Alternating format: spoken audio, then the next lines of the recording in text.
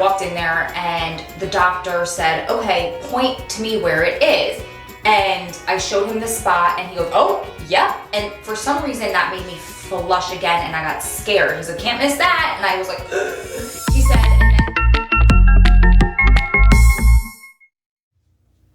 hello my loves, this is Ro. Welcome back to my channel. So as you see from the title of the video, I recently had a really scary experience when it comes to my health. And unfortunately, no, that is not clickbait. That actually happened. It's a real story. So let's get started. I'm gonna walk you through the whole entire thing from the very beginning until finally the resolution of what happened actually today, the day that I'm filming this video. So this started back in April. For you guys that are new here, welcome to my channel. I'm so happy you're here. Make sure that you just hit that subscribe button below so you don't ever miss a future video or any content in the future. And before I start, I know that this isn't prison wife related, but it kind of is because Adam is weaved throughout my whole entire life anyway, and this all took place during a time that he and I had no contact, so I didn't have any support from him throughout any of this. And I don't know if that's necessarily a curse or a blessing because it wasn't a health scare for him as well. I can only tell him afterwards because everything, thank God, wound up being perfectly fine. So let's start from the beginning. And the reason I'm saying, if you're new here, you might not know the story, but people that have been subscribed to me and with me for a while, they know that I was taking care of my mother while she was very ill until she passed from breast cancer in the first weekend of April. And so this actually happened right then. My mom died on April 8th, which was a Monday. Now this happened the Saturday, the week before. So it wasn't April 6th. It was the last weekend in March, I believe. So I wanted to go for a run. It was a Saturday morning. I got myself dressed and ready to go. And I had put headphones in. I fed my mom. I had her all set up. I was just gonna be gone about 45 minutes max. And just as I was walking out the door, I got a notification from YouTube that my friend Jessica Kent was going live. Now, Jess is a dear friend of mine. She's been on my channel before. If you guys don't follow her, make sure you do. She talks about recovery and she talks about addiction and she talks about her time in prison, and she's a soldier and an advocate for women who have served time, for people who are in active addiction and also in recovery. She's awesome, and we had just become friendly at that point. The night before, she found out while she was filming a live video that a friend OD'd. So this was the following morning, and she was making a very emotional video talking about it, and I figured I had all day at home. Let me just wait, let me go back inside, let me sit down, let me support her through this, and then I'll go for a run after she's done. So I sat down. We have a little sunroom on the opposite end of the house of the TV room my mom was sitting in watching TV, just kind of hanging out. It's where she lived basically the last 3 or 4 weeks of her life because she couldn't get up and down the stairs anymore, and she needed to sit up because it was really hard for her to breathe when she was laying down. Her lungs were really scarred from radiation. So I'm listening to Jess, and all of a sudden my phone rings, and it is the house phone. My mother was calling me from the landline, and I picked up the phone and she couldn't speak. So I ripped my headphones out of my ears. I threw my phone down and I sprinted across the house to make sure she was okay. And she couldn't catch her breath. There was so much phlegm and fluid in her lungs and she was having trouble clearing it. So she was gasping. So I grabbed her nebulizer because at that point my mom was on nebulizer treatments at least twice a day just to make sure she could breathe, to break up whatever was there. She developed this asthmatic cough at the end. And so I gave her the nebulizer, we gave her the treatment, and it broke it enough for her to be able to breathe again. And so I decided I wasn't gonna go for a run. My sister was coming over later in the afternoon, and I would leave and I would go then when somebody was there with my mother. I was afraid to leave her alone, and my mother kept telling me, just go, Ro, just go, I'm fine now, I'm fine. But I was so paranoid and petrified that something would happen, so I waited. And here's a side note, I never told Jess that story, but the fact that Jess went live that day and the fact that Jess had lost that friend the night before saved my mother's life. And I know she only made it another week and a couple of days, but my mother passed in the hospital, and my mother was on morphine the last few hours of her life. So she was asleep and she wasn't scared, and she didn't have to suffer of that feeling of suffocating and knowing that she was in the process of passing and experiencing that time slowing down. And you guys know what I'm talking about. She passed very peacefully in her sleep. And had Jess not done that live video that day, my mom probably would have died here because I would have been on a run not knowing that she was choking. So, I love my friend. I don't know if I said it already, but I never told her that story. And the reason I don't know if I said it already is because this is the third time I'm filming this video, because the first time I filmed it like this with my head chopped off. The second time I was tripping all over my words, and this is gonna be the charm one. So I got back from the run that day because I went when my sister came home, and I decided on the run actually that I was going to test my mile. I wanted to see how fast I could sprint a mile just to kind of have a baseline because I hadn't done it in a really long time. And when I got home, I realized that I was really sore in this breast and I was having a lot of pain. And I felt around a little bit. I didn't feel a lump per se, but it felt lumpy and it felt swollen and it was kind of hurting. So I figured the motion, because I'm larger breasted, so the motion of my arms moving back and forth and rubbing there, I figured, and the sports bra running while I was moving so fast and I was sprinting, I figured I just kind of irritated it and made it sore. So I didn't really think much about it. I was distracted taking care of my mom the next couple weeks, unfortunately, then going through the wake and the funeral and the burial and that commotion for the next week. So I didn't really think much about it. Now we're into early May, and I woke up one morning because I sleep on my side and sometimes my arms are up and sometimes they're over here, and my arm was up at that point, and I for some reason woke up like this, and so I felt, and at that point I felt a lump. It was probably the size of maybe a little bit bigger than a dime, but the shape of a lima bean, and I got scared. And I felt around a little bit, and around it was still that like lumpy swollen area, but then there was an actual lump within that, kind of a little bit over and underneath that. So I figured, I don't understand what this is, but I'm a couple days away from my period, and I know that around your period, but you tend to swell and you might get swollen lymph nodes in there. And I have very cystic breasts and a lot of breast tissue to begin with. It's just my family, it's my genetics, it's the way that my body is, my sister's bodies are, and my mother's body was. So I figured it was that. I was gonna wait and I would see if it would go down. If not, I would eventually get to making an appointment. Not good. Learn from my mistakes, and not good. And before I continue, I know that the majority of my members are women, and that's why I feel so called to tell you this story and to kind of share a PSA with you. But if you're a man, I love you guys. I have a few guys that comment and they watch my videos religiously, and you guys are awesome, and I love, love, love that you're here and you stay through the fact that I always say girlfriend and girl and blah, blah, blah, and you still love my content. But I'm gonna ask you to sit through this one, even if it's maybe slightly uncomfortable, because I want you to gather this information for your wife or for the women in your life. This could save lives, and I will tell you what happened, and I will tell you the conversation I had with the doctor, and the reason I'm so adamant about making this video, even though it's not specifically related to prison wife life, it's related to being a woman or being related to somebody who's a woman. So that's everybody in this whole entire world. So I felt that lump. I ignored it. My period came, it went, the lump was still there, and depending on how I had my arm situated, because now I'm always feeling around for it, depending on if I had my arm up or down, it would either be really hard feeling, and I knew the doctors always told me, when you're doing a self-examination, listen to this, girls, you or guys, to pass this along, it's almost like you're looking for a peanut in a bowl of oatmeal. Cancer is gonna be very hard. So depending on the way that I had my arm, if it was up or if this was pushed up like it was in my sports bra, it would feel more just like inflammation. But if I had my arm down and this was all relaxed, it would feel very hard when I hit that spot. So I was scared. And of course your mind goes to, oh my gosh, we've been fighting so hard to get Adam out, and now here I am, I'm gonna not be there and make it with him. You guys know how your mind goes. So a couple weeks later, now we're into mid-May. It was my youngest sister's birthday. So my youngest sister, my second to last sister, I have 4 sisters, a brother, and me. There's six siblings in my family. So my 2 youngest sisters came out, and the one that I'm closest with, the one that just got married in October, she's the second to last. Her name is Marissa. And I had a couple drinks, so I guess I was calm enough to tell her this because I didn't want to tell anybody. I didn't want to scare anybody, but I wanted to tell somebody because I knew if I told somebody, they would make me go get it checked.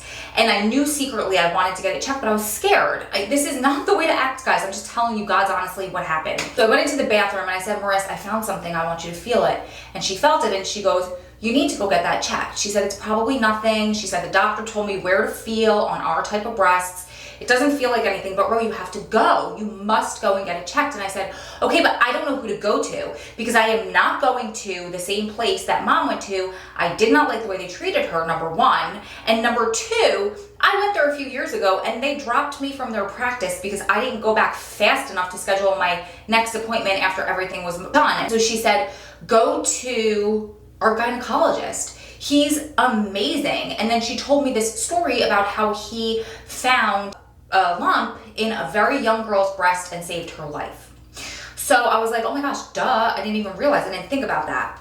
So this was mid-May.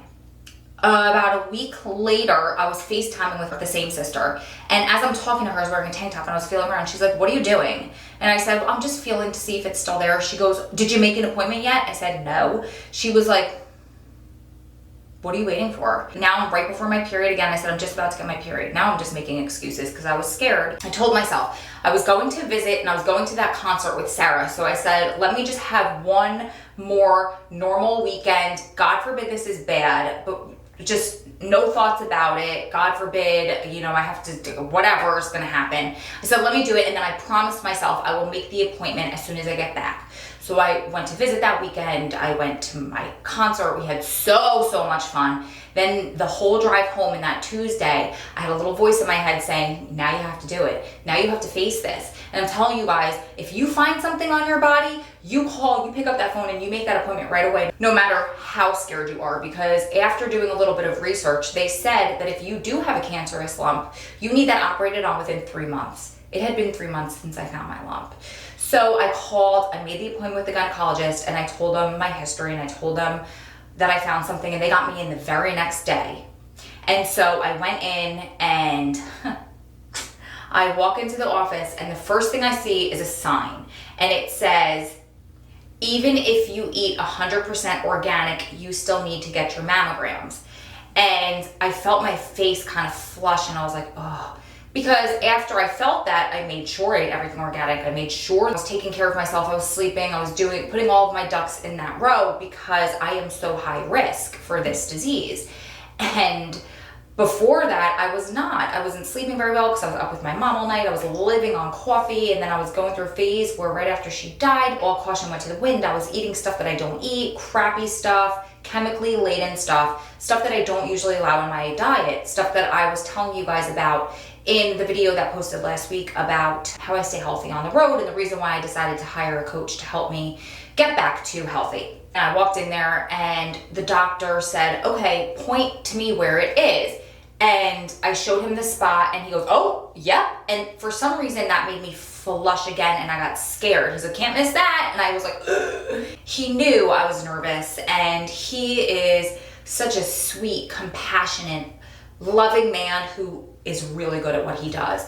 So he said, listen, he said, it is a lump. I feel it there. He said, you have very, very cystic breasts. I already knew. He said, you have a lot of breast tissue, which I already knew. He said, so this isn't too concerning for me. He said, let me just double check on the other side and see what I feel. Came back to this side. And he said, it doesn't feel overly concerning to me.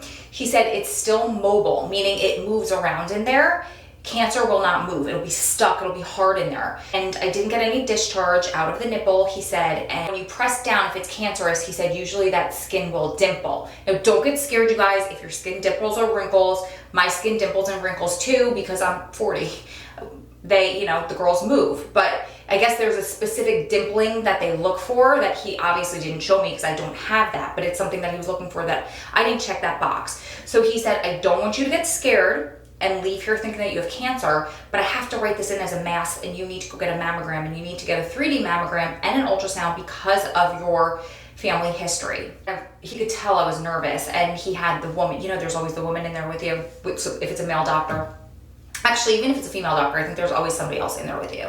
And so I was like, yeah, I said, I got scared. You're making me feel a little bit better. I said, when you find something like that, you start planning your funeral. And they both were like, and she said, listen, she said, we have these advocates that'll give you their number if you want. They will go with you to every appointment. They will explain things to you. You don't have to feel alone when you're doing this.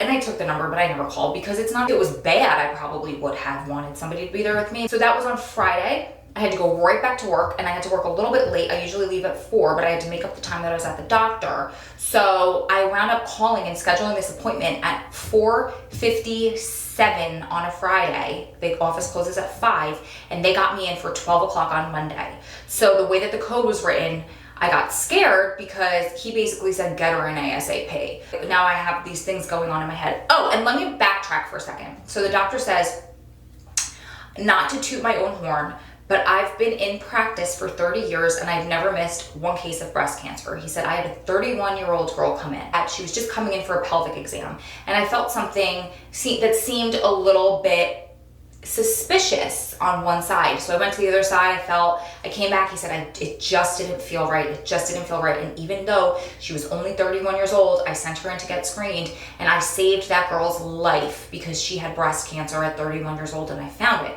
Otherwise, she wouldn't be getting mammograms until she was 40. So I said to him, do you want to hear a full circle story? And he said, of course. I said, I told my sister, and I told him who my sister was, and he goes, oh my gosh, I should have known you have the same last name, and we have the same face. But I said, I told my sister about this lump. I said, and I told her I didn't know who I should go see because I didn't want to go back to the medical group that treated my mom. And she told me that exact story, and she told me to come see you. And he was touched. He was like, please tell your sister. I said, thank you. So today was my mammogram. It was my ultrasound. And they put me in just for a normal screening, just for a normal annual exam, but I needed a diagnostic. I needed 3D. I had an issue. And I had called out of work. I told my boss, I said I might be in late, and then I said, they scheduled my two things separately. They scheduled my mammogram at 12:30 and then 12, and they scheduled my ultrasound at 1:30 just where they could fit me in. So, and then I have to wait, of course, for the radiologist to read the results, and because it's diagnostic, they'll come in and they'll give you a result right then and there. With the family history and with the lump, they treat it a lot differently, they obviously screen you a lot more closely, as they should if there's something brewing. So I go and I sit down, and she said, oh, she scheduled you for that. She said, the nurse or the intake person said, let me see if they can get you in. At this point, it's 12:15. And I'm in my head, I'm shaking. I'm like, oh my God, I can't come back. I can't take off another day of work, but I have to do this. So she got up out of her desk. She went to go look for one doctor. She called her coworker to go look for the other doctor. And they went out of their way and they pushed me through, which I was so grateful for. And so but I had to wait because the doctors were all at lunch at that point.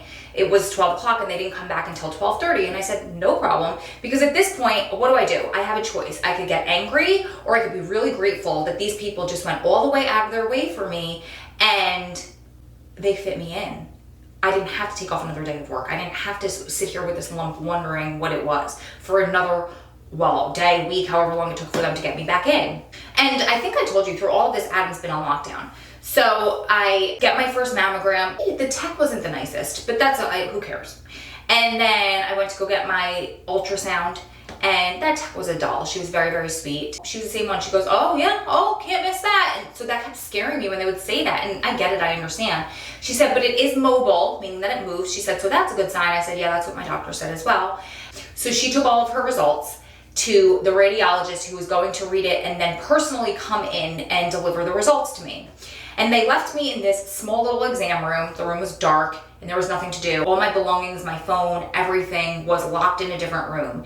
And there were no magazines. There was obviously no TVs or anything in this ultrasound room. It was just me, a little patient bed, an ultrasound machine, and then a counter like you see at the doctor with all of their supplies on it, and a scale over here. And I'm sitting there. I don't know what time it is. I don't know how long I've been in there. And it's just me and my thoughts. First of all, thank you, Jesus, for CBD oil. And I will post the video up there on how it helped me with my anxiety, because I was for a hot minute, I felt like I had ADD, which I don't, but I was like, I need to be doing something, because that's how it is nowadays. We're always attached to our phones or we have something distracting ourselves. But in that moment, I thought, this is what my husband's going through right now. He's in a cell all by himself and he can't leave, and he's got practically nothing to keep him entertained. He doesn't have a TV. He doesn't have video games.